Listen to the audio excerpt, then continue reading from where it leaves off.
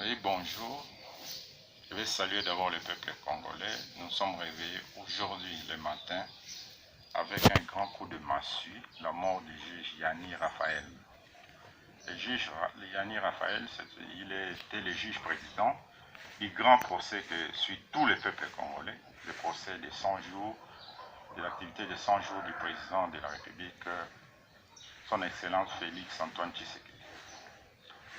Ce procès était en train de marquer une nouvelle ère, l'ère d'une justice indépendante, une justice, la justice élève une nation, une justice qui va élever la nation.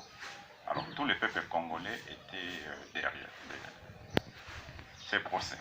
C'est pourquoi d'ailleurs je suis habillé en noir pour marquer le deuil que nous portons tous pour avoir perdu un de ces grands juges qui réincarnait un espoir. Ces procès étaient aussi curatifs et préventif. Curatif parce que le procès était en train de soigner ce peuple martyrisé par ces bourreaux qui détournent d'une façon impunie les deniers publics. Le procès était aussi préventif parce que ce procès jette un nouveau concept de la direction de l'État. C'est-à-dire quand tu veux diriger l'État, quand tu veux venir aux affaires de l'État, ce n'est pas pour venir détourner les deniers publics, c'est pour servir le peuple. Que ces juges soient tués, je dis entre guillemets parce qu'on n'a pas encore fait des enquêtes, mais que ces juges soient morts pendant que le procès était en train de se dérouler normalement et avait pris une autre tournure, celle plutôt de témoignage. Ça m'étique un peu que cette mort soit une mort naturelle. C'est là, c'est avec beaucoup de réserve.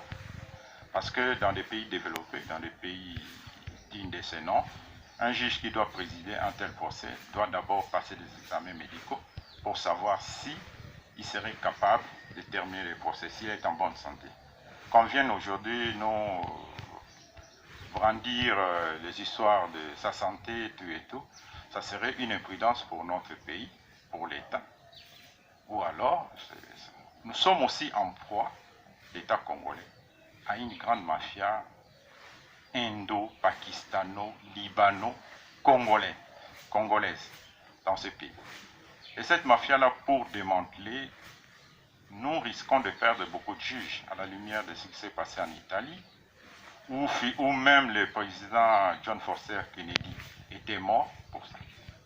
Donc il faut que notre pays, l'État congolais, il faut que le président Félix Antoine Tshisekedi, qui est en train d'imprimer une justice équitable, prenne beaucoup de précautions pour la protection des juges, pour la protection de ceux-là même qui vont faire que son mandat puisse être un mandat réussi, pour que ceux-là même qui vont faire que ce qu'il dit, état des droits, soit réellement réalisé. Il ne faut pas une certaine négligence pour que ces gens soient exposés à la merci de cette mafia qui a impliqué même certains de nos dirigeants, que ce soit politique ou militaire, dedans. C'est très difficile pour que la justice puisse faire librement son travail. Encore une fois, nous sommes très écœurés sur ça. Nous demandons à tous les peuples congolais d'ouvrir les bons. J'aurais même souhaité, pour marquer notre soutien à cette justice, que le peuple congolais puisse s'habiller en noir jusqu'à ce que ces vaillants fils du pays, Yanni Raphaël, seraient mis sous la terre. Je donnais mon exemple, je suis habillé en noir pour marquer la désolation, pour marquer le deuil, l'inquiétude de perdre un aussi vaillant fils du pays. À ce niveau-là, c'est regrettable. Sinon, nous sommes un mauvais peuple. Parce que ceux-là même qui nous soutiennent, ceux-là même qui veulent que les choses soient avancées, quand ils sont pris dans le piège de l'ennemi, le peuple ne réagit pas. La réaction, il faut porter le deuil, il faut porter le mécontentement, c'est-à-dire le deuil, les soutiens à la justice, pour que des choses pareilles ne se passent plus. Ça, c'est clair. Le monsieur qui est jugé, c'est pas n'importe qui. C'est pas n'importe qui. Je ne dis pas du cap du président, mais je dis plutôt, je parle plutôt de Libanais. C'est pas n'importe qui. Ensuite, il faut que le pays soit en mesure de donner des grands marchés au propre fils du pays.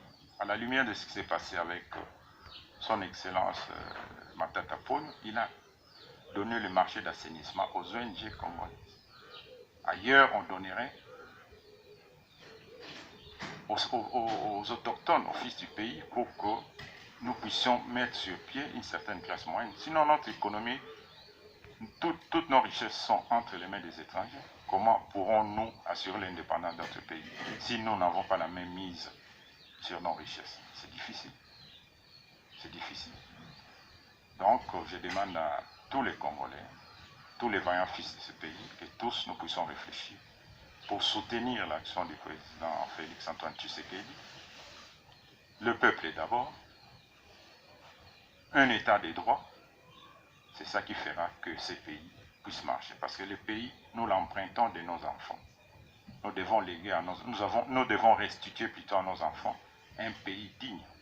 Nous ne devons pas abîmer ces pays pour qu'eux viennent trouver des problèmes encore plus durs à résoudre. Ils ne vont pas vivre en Europe, ils ne vont pas vivre en France, en Belgique, non.